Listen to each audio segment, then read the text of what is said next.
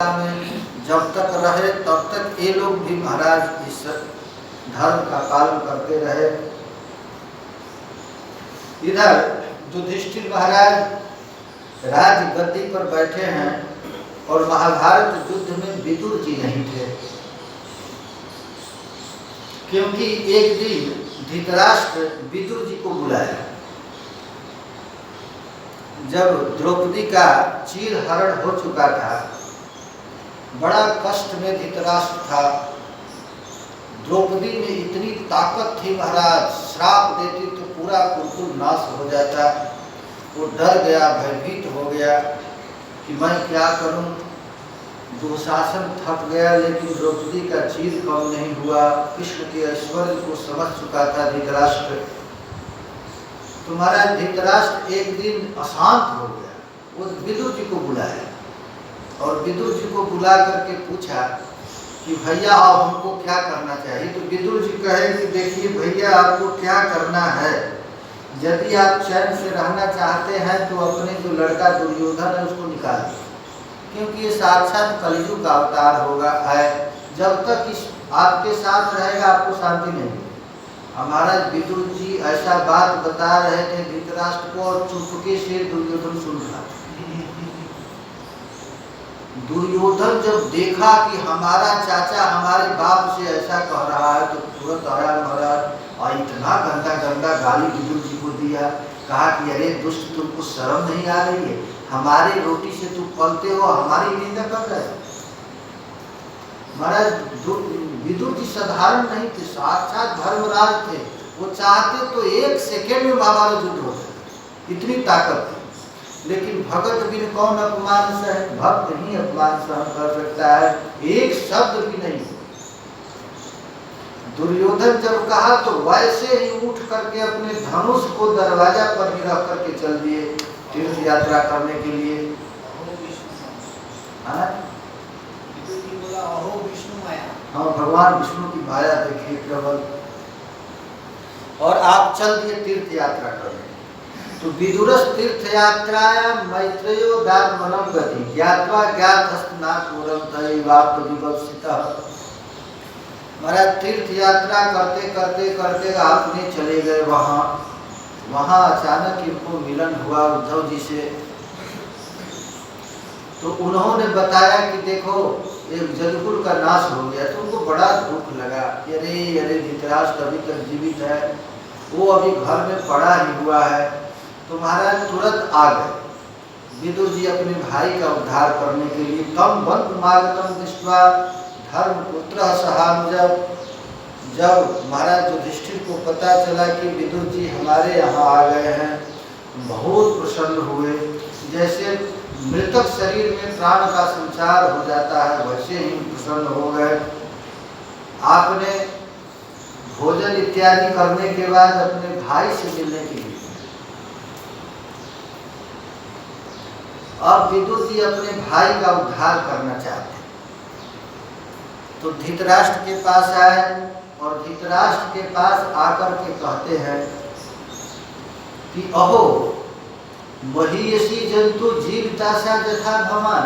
हाय हाय, इस प्राणी को जीने की इच्छा तो देखो, जिसके एक नहीं 100 बेटों को मारा, उसी भीम के द्वारा यह खा रहा है। जैसे कुत्ता पिंड खाता है महाराज, वैसे कुत्ते जैसा खा रहा है। आज भीमा प्रवर्तितम पिंडम आदते गृहपाल। जैसे रोटी कुत्ते को फेंक देते हैं, वैसे भीम ही रोज भोजन ले जाता था धृतराष्ट्र को खिलाने के लिए। और भीम कौन था जो 100 बेटों को मारा? कहते भीमा प्रवर्तितम पिंडम, जिसके एक नहीं 100 बेटे को मारा है, उसी के हाथ से बूढ़ा खा रहा है गृह पालवत कुत्ते जैसा।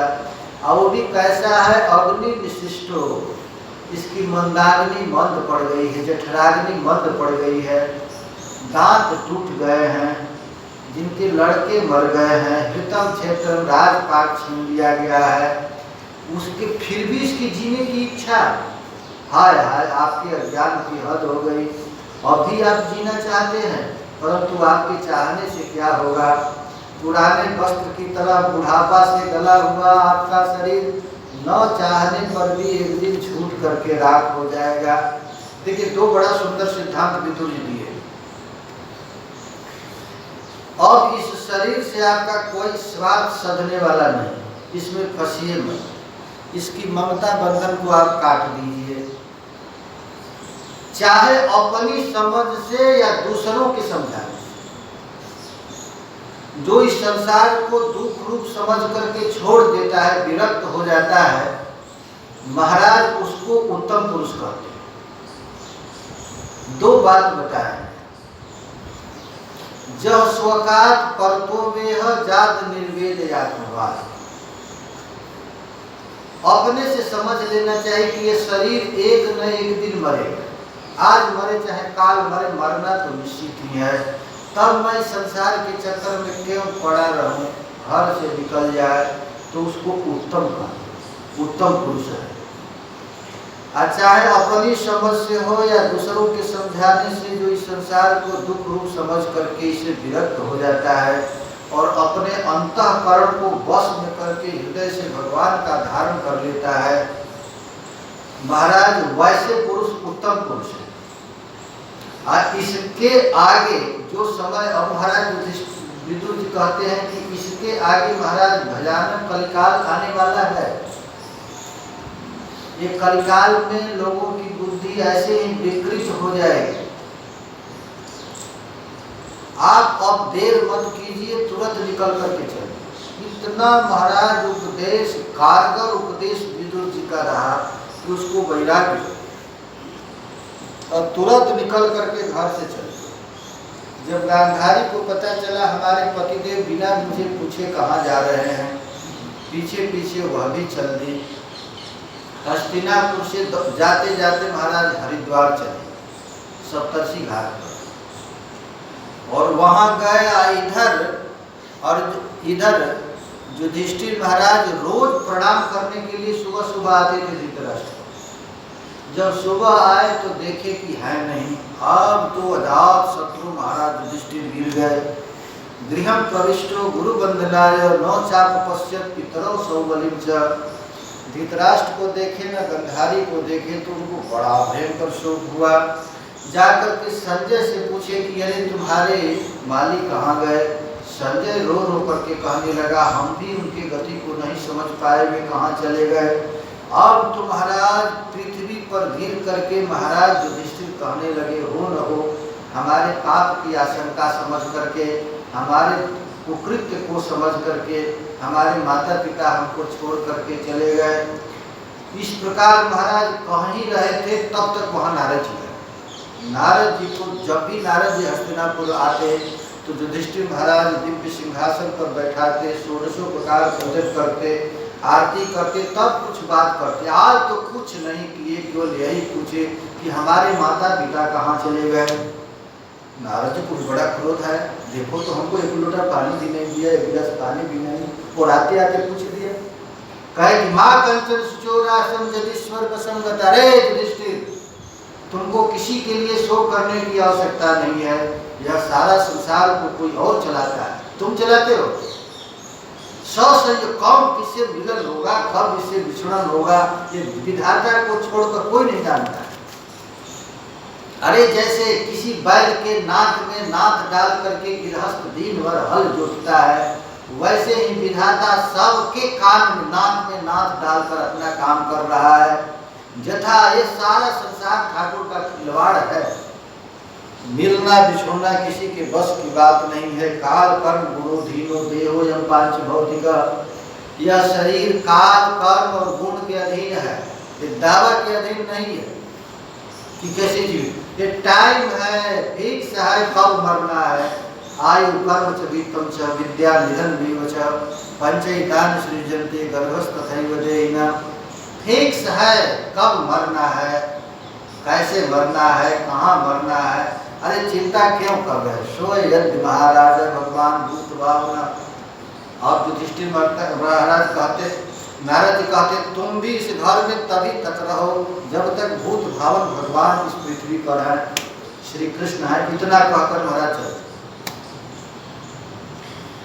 ये भी बता दिए कि अब शोक मत करो, धृतराष्ट्र के लिए बड़ा सेक अपने चित्त को समाहित करके जोगाग्नि में अपने शरीर को जला डालेंगे और उनके जलते हुए देखकर गंधारी भी उनके लाश पर गिर करके मर जाएगी। तुम चिंता मत करो। महाराज अब ये चिंता करने लगे कि अब क्या होगा, भगवान की क्या हुआ। अर्जुन गए 7 महीना हो गया, अभी नहीं आए। अर्जुन नहीं आने के कारण युधिष्ठिर महाराज बार बार शंका कर रहे हैं कि क्या बात है, इतना दिन हो गया। संप्रेषितो द्वारकायां जिष्णु बंधु दीक्षया ज्ञातुम पुण्य श्लोकस्य कृष्णस्य च विचेष्टितम्।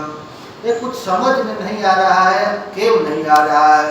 अर्जुन यहाँ बड़े भारी भारी अपशकुन होने लगे हैं। भीमसेन से कह रहे हैं युधिष्ठिर महाराज देखो, इस व्याघ्र को देखो न, हमारे सामने आ रहा है, पृथ्वी में भूकंप आ रहे हैं, शरीर में नए नए रोग का चिन्ह आ रहा है। प्यारे भीम, मेरी बाईं जांघा, बायां आंख, ये सब फड़क रहे हैं, हृदय भी बड़ा जोर से धड़क रहा है, अवश्य ही बहुत जल्दी कुछ अपशकुन होने वाला है। देखो देखो, ये देखो का भीमसेन, गाय आदि अच्छे पशु पक्षी हमारे बाएं जा रहे हैं, जो निष्कृष्ट पक्षी हैं वो हमारे दाएं होते हुए जा रहे हैं। कौवा देखो कितना जोर जोर से कठोर शब्द कर रहा है, हमारा शरीर कांप रहा है, शरीर को छेदने वाली ये धूल की वर्षा हो रही है। देखो तो एक खून की वर्षा हो रही है, आकाश में ग्रह नक्षत्र अपने आप टकरा रहे हैं। बछड़े दूध नहीं पीते, गौवा गैयों को दूध दूहने के लिए जब जाते हैं तो दूध के बदले में खून निकल रहा है, आंसू बह रहे हैं। कहाँ तक कहें, देवताओं के मूर्ति से आंसू निकल रहा है, गांव पूर इत्यादि में अपशकुन हो रहे हैं। मन एते महत्पाते न्यूनम भगवता कदई। मुझको लगता है कि बहुत शीघ्र हम लोग के यहाँ कोई उत्पात होने वाला है। इस प्रकार महाराज युधिष्ठिर सोच ही रहे थे कि उसी समय द्वारिका से अर्जुन आ गए। अर्जुन को देख करके इनका चेहरा हतप्रभ हो गया। आज तक ऐसा चेहरा कभी देखे नहीं थे और पूछने लगे कि क्या हो गया, तुम्हारा स्थिति ऐसा क्या हो गया। भाई अर्जुन, यह तो बताओ, तुम तो स्वयं कुशल हो ना, तुम्हें श्रीहीन देख रहा हूँ, बहुत दिन के बाद ऐसा रूप कभी देखा नहीं था। किसने तुम्हारा अपमान कर दिया, कहीं किसी ने दुर्भाग्यवश तुझको कुछ बोल तो नहीं दिया, क्या तुमने प्रतिज्ञा करके वो पूरा तो नहीं किया, क्या शरणागतों की रक्षा क्या नहीं कर पाया, क्या ब्राह्मण गाय और स्त्रियों का तुम अपमान कर दिया। तुम्हारे हृदय तेज का कारण क्या हो सकता है, क्या कहीं तुमने अगम्या स्त्री के साथ गमन तो नहीं कर दिया, या गमन करने वाले स्त्री का अपमान तो नहीं कर दिया, कहीं मार्ग में अपने छोटे अथवा बराबरी वाले से तू हार तो नहीं गया, अथवा भोजन कराने जो ब्राह्मण बालक को बिना खिलाए तू खा तो नहीं दिया। हाँ, ये नियम है, वृद्ध को और बालक को बिना खिलाए यदि कोई खाता है तो उसका शरीर ही तेज हो जाता है। पर किस लिए तुम्हारा ऐसी स्थिति हो गया है, अपने परम प्रियतम अभिहृदय भगवान श्री कृष्ण से तू रहित तो नहीं हो गया। ऐसा चेहरा तो तुम्हारा मैं कभी देखा नहीं था, इसका क्या कारण हो सकता है। इसके सिवा तुम्हारा दूसरा कोई कारण हो ही नहीं सकता है जिससे तुमको इतनी मानसिक पीड़ा हो गई। सूत जी कहते हैं, जब अर्जुन इस प्रकार भगवान श्री कृष्ण के विषय में कहे तो महाराज वे बोलना नहीं चाहते थे। कृच्छेण संस्तब्ध शुचः पाणिनामृत नेजयो, अपने भयंकर पीड़ा को सहते हुए, अपने आँख के आंसू को पोंछते हुए वे डबडबाए नेत्र से कहने लगे। अर्जुन उवाच, अर्जुन कहने लगे, वंचितो हम महाराज हरिना बंधुरी पीड़ा जेन में प्रहृतम तेजो देव विस्मापनम। हे महाराज, मेरे भाई अथवा अत्यंत घनिष्ठ मित्र का रूप धारण करके श्री कृष्ण ने मुझे ठग लिया। मेरे जिस प्रबल पराक्रम को बड़े बड़े देवता भी आश्चर्यचकित हो जाते थे, उसे श्री कृष्ण ने मुझे छीन लिया। जैसे यह शरीर प्राण से रहित होने पर मृतक हो जाता है, वैसे ही मैं श्री कृष्ण के बिना एक क्षण भी रहने वाला नहीं। लेकिन आज हमारा तो देखिए, अब तो श्री कृष्ण के एक एक गुणों का गान करने लगे और कहने लगे कि महाराज, मैं सोचता था कि द्रौपदी के स्वयंवर को मैं जीता, ये मेरी अज्ञानता थी। यह तो श्री कृष्ण की कृपा है। जत संश्रयात् द्रुपद गेह उपागता नाम राज्ञा स्वयंवर मुके स्मर दुर्मदाना तेजो हृदम खलु मया विहितस्य मत्स्य संजय कृतेन धनुषाधिगतः च कृष्णा। ये मेरी अज्ञानता थी। जीव श्री कृष्ण के बल पर मैं मत्स्य छेदन किया था। जीव श्री कृष्ण के बल पर उस वहां उपस्थित राजाओं के अभिमान को मैं चूर किया था। जीव श्री कृष्ण के बल पर मैं द्रौपदी को प्राप्त किया था। वह श्री कृष्ण हमको छोड़ करके चले गए। अरे जीव श्री कृष्ण के बल पर मैं परशुराम, भगवान शिव, हमारे अर्जुन शिव को भी हरा दिए थे, किरात वेश में आए थे। पितामह भीष्म, महाभारत युद्ध कोई साधारण खेल नहीं था। बड़े बड़े मगरमच्छ थे महाराज पितामह भीष्म, कृपाचार्य, द्रोणाचार्य, जश्वत्थामा, इनको कोई हरा नहीं सकता था। ये लोग विजयी थे। किसी को इच्छा मृत्यु का वरदान मिला तो किसी को अमर होने का वरदान मिला। ऐसे लोगों से पंगा ले लिया था। किसके बल पर? तो कृष्ण के बल पर। वह श्री कृष्ण हमको छोड़ करके चले गए। महाराज जब इस प्रकार श्री कृष्ण के विरह में महाराज युधिष्ठिर सुनते ही धड़ाम से गिर गए। अपने प्रत्येक राजसी चिन्ह को फेंक दिया। बिल्कुल साधारण वेश पकड़ पहन करके बिना किसी से पूछे, न अर्जुन से पूछे न भीम से पूछे, अपने मुंह में पत्थर रखकर उत्तर दिशा की ओर से किसी से कुछ नहीं बोले। युधिष्ठिर महाराज को जाते देखकर भीम भी चल दिया, अर्जुन चल दिए, नकुल सहदेव। महाराज जब द्रौपदी देखी ये लोग, ये पांचों पांडव बिना हमसे पूछे एक पग भी घर से बाहर नहीं जाते, आज हमारे तरफ कोई देख ही नहीं रहा। महाराज द्रौपदी भी पीछे पीछे चल दी। महाभारत में तो लिखा गया है, जब कुंती महारानी को पता चला ठाकुर जी नहीं रहे तो कुंती महारानी तत्काल वही अपना प्राण पखेरु को छोड़ दी। इधर अब चले जा रहे हैं, कोई किसी से बोल नहीं रहा है। चुपचाप हस्तिनापुर से उत्तर दिशा की ओर चल दिए।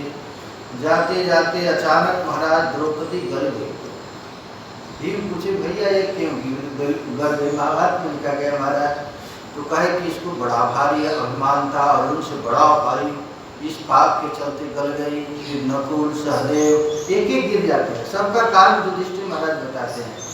पूछे कि ये नकुल क्यों गिर गया? तो कहे कि महाराज उसको अपने रूप का बड़ा भारी घमंड है, अहंकारी आदमी स्वर्ग नहीं जा सकता, इसीलिए गल गया। आगे गए महाराज सहदेव क्यों गल गया? तो इसको भी अपने ज्ञान का बड़ा भारी अहंकार था, इसलिए गिर गया। अर्जुन भी गिर गया। अर्जुन से पूछे क्यों गिर गया? तो इसको भी अपने गांडीव का बड़ा भारी अहंकार था। और भीम भी गिर गया। भीम से पूछे भैया मेरा भी बता दो, मैं क्यों गिर गया? समुद्र में बर्फ में गल गया, क्या कारण है? तो युधिष्ठिर महाराज कहे कि तुम भी बहुत खाता था, अधिक खाने वाला स्वर्ग नहीं रहता है। इसके बाद महाराज अकेले पिता अरे युधिष्ठिर महाराज स्वर्ग की यात्रा किए। साथ में महाभारत में लिखा गया कुत्ता भी गया। तो कुत्ता कौन थे? साक्षात धर्मराज जी थे। इधर भगवान भूभार क्षपितो जेन दहौ तच्च कलेवरम। भगवान श्री हरि पांडवों की विजय, पांडव लोग स्वर्गारोहण को चले गए। इधर पृथ्वी का मालिक कौन बन गया? परीक्षित। ततः परीक्षित द्विजवर्ग शिक्षया महिम महाभागवत ससास जथा हि श्रुत्याम विजात कोविदा समाधिशन विप्रमहत् गुणस्तथा।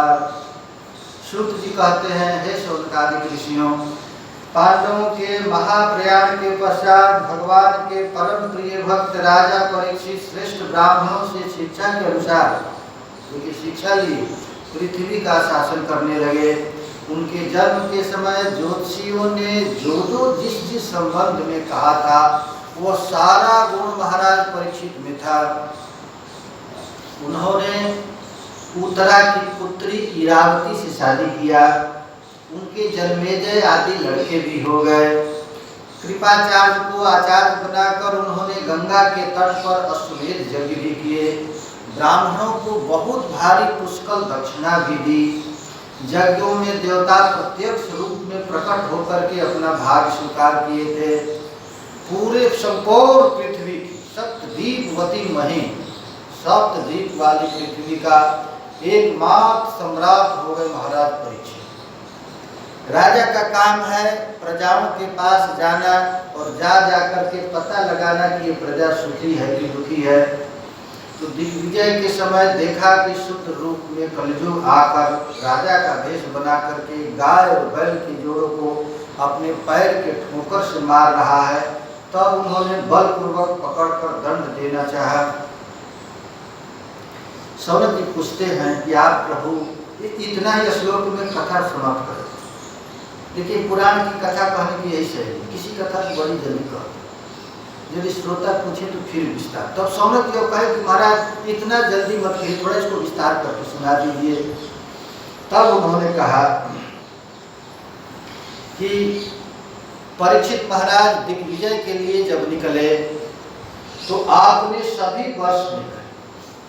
उन्होंने देशों में सर्वत्र गए, भद्रास वर्ष के तुम्हार उत्तर कौशल इत्यादि देशों में गए। जहाँ जहाँ गए तो छीप छीप कर सुनते रहे ये प्रजा क्या बात करती है।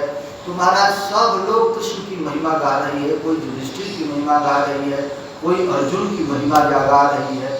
स्नेहम च विष्णु पार्थानाम तेषां भक्ति च केशव। महाराज ये सुन करके बड़ा प्रसन्न। परीक्षित महाराज कहीं जाकर के सुन रहे हैं कि पंच पांडव कैसे महान थे महाराज, जिनके लिए सारथ्य पार्षद से वंशोक्त दौत्य। वे सुनते थे परीक्षित महाराज कि ये प्रजाएं क्या बात कर रही हैं कि श्री कृष्ण ने प्रेम बस पांडवों का सारथी का काम किया। परीक्षित कान लगाकर सुन रहे हैं।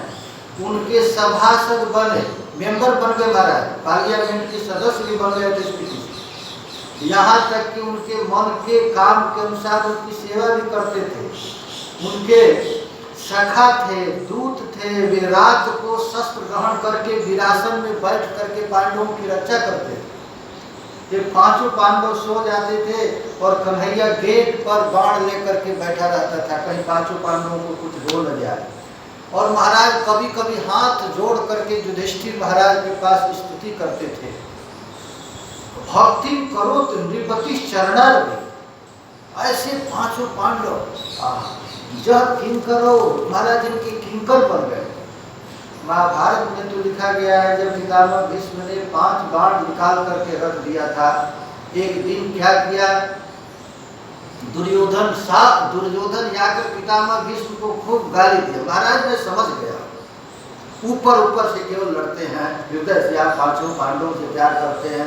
आप यदि चाहें और पांचों पांडव न मरे, ऐसा हो सकता है? केवल आपकी नजर।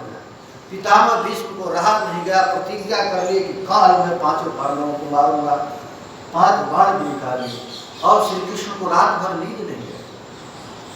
श्री कृष्ण कहे कि क्या सब पांचों पांडव तो चैन से सो गए, लेकिन कृष्ण को नींद नहीं आई। द्रौपदी को ले लिए और कहे देवी चलो। 12 बजे रात में द्रौपदी को लेकर चले और गए तो पितामह भीष्म आंख मूंद करके ठाकुर जी का चिंतन कर रहे थे। द्रौपदी गई, साष्टांग प्रणाम की महाराज। प्रणाम करते ही पितामह भीष्म सोचे कि एक कौरव शिविर में द्रौपदी तो आ नहीं सकती है, लगता है दुर्योधन की पत्नी होगी। और उन्होंने उसको कह दिया कि सौभाग्यवती। द्रौपदी कहती है पितामह भीष्म आप किसको आशीर्वाद दिए हैं? कल तो आप पांचों पांडवों को वध करेंगे और आज हमको कहते हैं सौभाग्यवती हो। कहे द्रौपदी तू कहाँ से, अब कन्हैया कहाँ? तो कन्हैया को ध्यान देते हैं तो देखते हैं द्रौपदी की जूती को अपने बगल में दबाकर कहे कि वो कन्हैया की लीला है, ये कृष्ण की लीला है। देखो तो सही, जो चट चट करते हुए आ रही थी चप्पल, कहते कि चप्पल छोड़ दो कोई जग जाएगा, उसके चप्पल को काट निकलता है। वो जब श्री कृष्ण तुम्हारे पीछे हैं तो तुम लोग को कौन मार सकता है। ये है महाराज श्री कृष्ण की भक्त वत्सलता, अपने भक्तों के लिए क्या नहीं कर सकते। ये कौन सुन रहा है, तो परीक्षित सुन रहा है। किससे, तो पब्लिक से। सारथ्य पाल सद सेवन सौख्य दत्य वीरा सनास मनुगमस तनवन प्रणाम।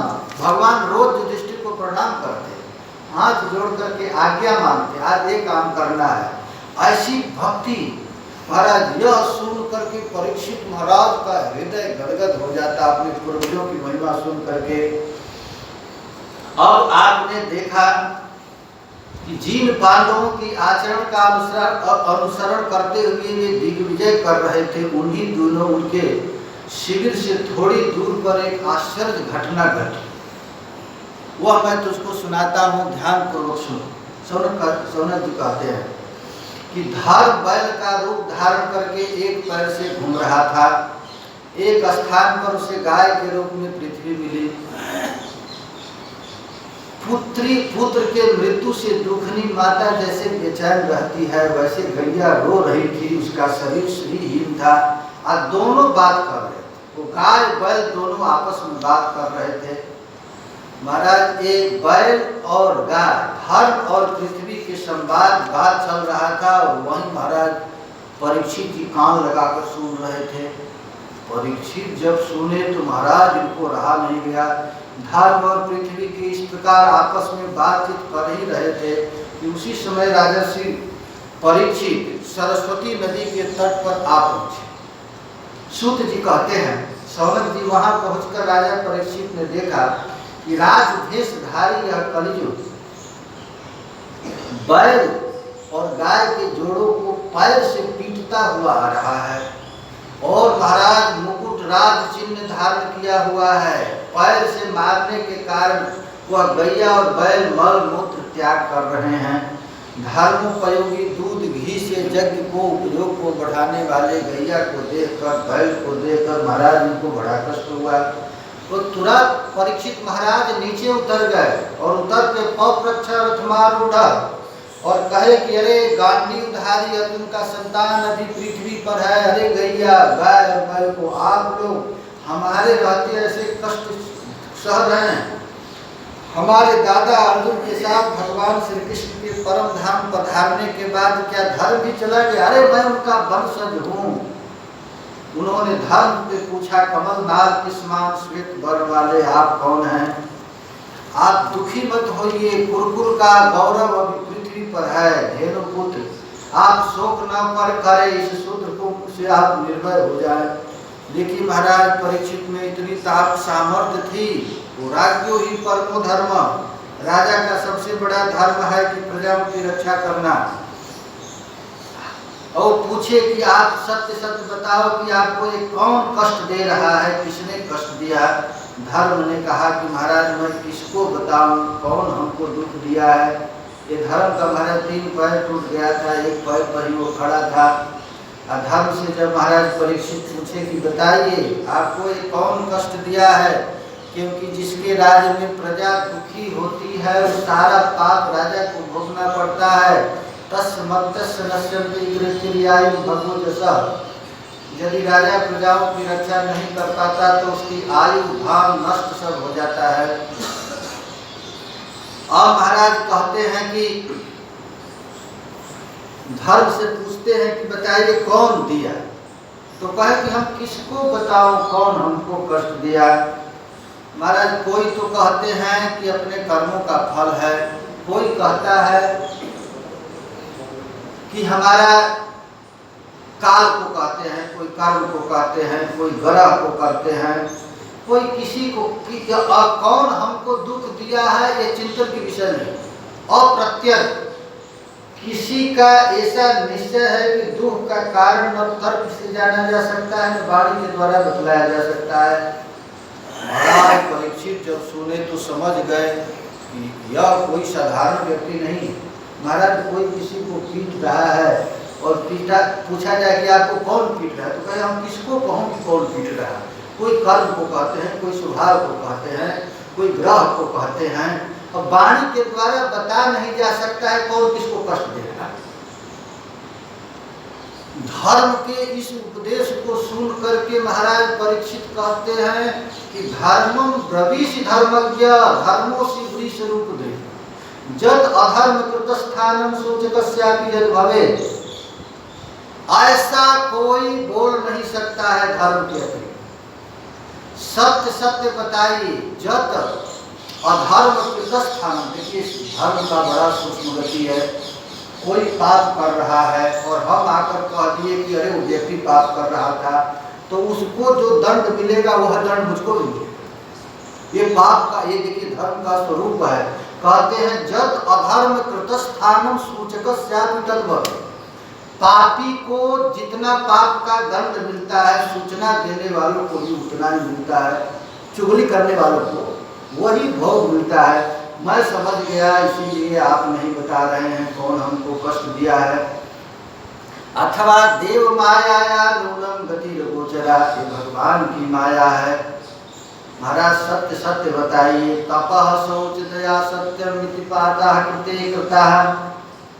सत्ययुग का धर्म का 4 चरण, उसमें महाराज तप, पवित्रता, दया और सत्य। कलयुग में 3 पैर टूट गया है, केवल एक ही पैर, वो सत्य। और समझ जाइए सत्य भी कितने लोग बोलते हैं। कलयुग तो बिना पैर का चलता हो। 4 पैर। सोचस्या, ये पृथ्वी क्यों रो रही है, पृथ्वी के भी दुख को आप बताइए। महाराज जब परीक्षित को पता चला यह कलयुग आ गया है, तो उन्होंने तुरंत अपने हाथ में तलवार लिया और पृथ्वी को मारने के लिए चला। अरे कलयुग को मारने के लिए चला। कलयुग तो डर गया और अपना मुकुट था वह निकाल करके महाराज परीक्षित के चरण में रख दिया और कहा कि महाराज आपके राज्य में, आपके कुल में, आपके परिवार में ऐसा कोई राजा नहीं हुआ जो शरणागत की रक्षा न करता हो। मैं आपके शरण में हूँ, आप कृपा करके अपने घर में हमें स्थान दे दीजिए। महाराज बार बार जब कलयुग करने लगा तो परीक्षित ने कलयुग के लिए 4 स्थान दिए। अभ्यर्थितस् तथा तस्मै स्थानानि कलये ददौ। कलयुग को 4 स्थान दिए, द्यूत, पान, स्त्री और सूर्य। सारे संसार में घूमा, 4 पाप करने वाला उनके राज्य में कोई नहीं था। तो फिर वह मांगा पुनश्च याच माना अजात रूपम अजात। पुनः जब मांगे तो उन्होंने सोना दिया, अजात। महाराज उस सोना के कारण वह कलयुग समग्र पृथ्वी पर उसका अधिकार हो गया। लेकिन जब तक महाराज